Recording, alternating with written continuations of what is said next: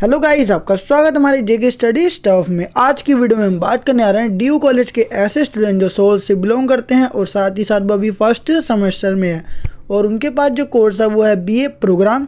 तो आज की जो वीडियो है वो फर्स्ट सेमेस्टर के बीए प्रोग्राम के ऐसे स्टूडेंट जो सोल में हो उनके लिए। और इसके अंदर मतलब इस वीडियो में मैं आपको पब्लिक एडमिनिस्ट्रेशन इन इंडिया, जो कि आपका एक सब्जेक्ट है जिसको आप बुक भी कह सकते हो या सब्जेक्ट भी कह सकते हो, तो उसका एग्ज़ाम जो सोल के स्टूडेंट्स का है तो वो अभी 18 मार्च को है।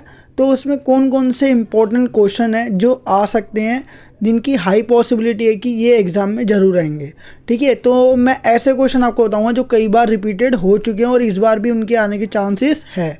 तो वीडियो को स्टार्टिंग से लेकर एंड तक जरूर देखना। तो चलते अपनी वीडियो की ओर एंड शुरू करते हैं अपनी वीडियो। तो देखते हैं कि अपने जो मोस्ट इंपॉर्टेंट क्वेश्चन है वो कौन कौन से हैं जो पब्लिक एडमिनिस्ट्रेशन इन इंडिया के एग्ज़ाम में आ सकते हैं। सो गाइस, जैसा कि आपको स्क्रीन पे दिख रहा होगा कि भारत में देखो जो public administration in India most important questions लिखे हुए हैं। तो इसमें फर्स्ट क्वेश्चन देखते हैं रीड करके।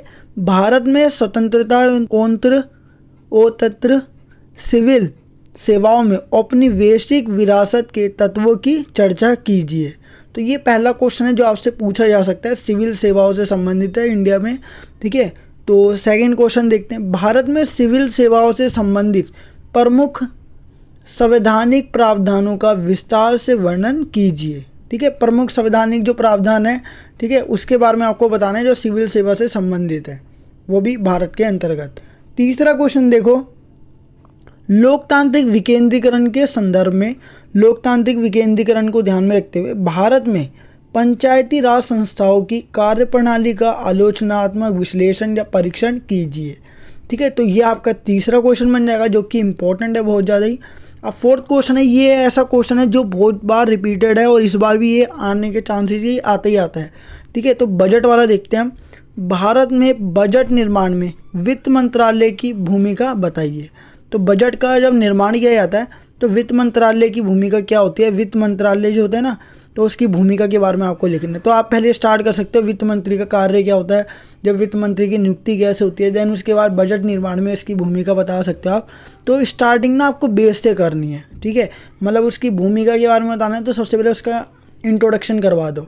ठीक है, उसको इंट्रोड्यूस कर दो। और अगर आपको जानना है कि वित्त मंत्री जो होते हैं या फिर वित्त मंत्री की जो नियुक्ति है वो कैसे होती है, ठीक है, इसका कार्य वगैरह वो सब आपको लिखना है इसके अंतर्गत।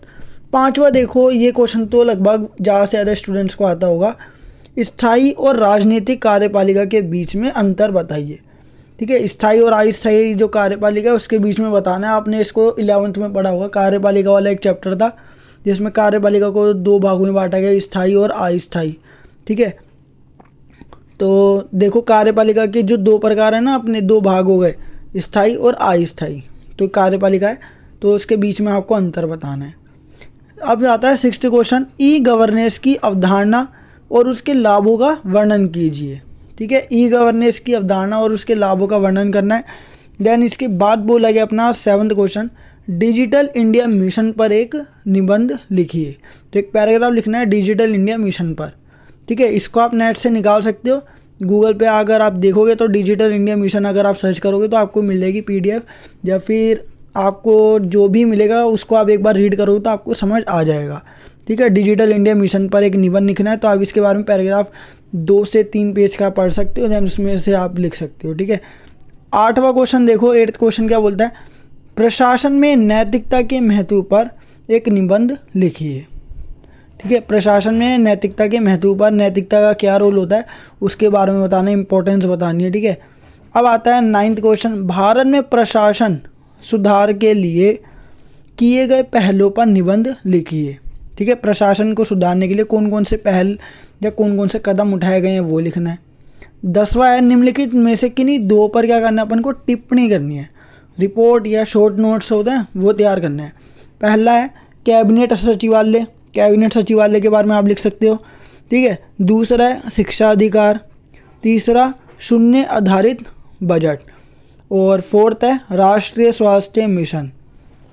तो ये आपके इम्पोर्टेंट जो क्वेश्चन है जो आपके एग्ज़ाम में कई बार आ चुके हैं और इस बार भी आने के चांसेस है। तो गाइज़ ये थी हमारी आज की वीडियो। आई होप गाइज़ आपको ये वीडियो ज़रूर पसंद होगी। अगर आपको ये वीडियो पसंद आई है तो वीडियो को लाइक शेयर कमेंट करना बिल्कुल ना भूलिए, और साथ ही साथ अगर आप हमारे चैनल पर नहीं हो तो चैनल को सब्सक्राइब एंड बेल नोटिफिकेशन पे क्लिक करके आप हमारी आने वाली हर वीडियो की नोटिफिकेशन को तुरंत पा सकते हैं।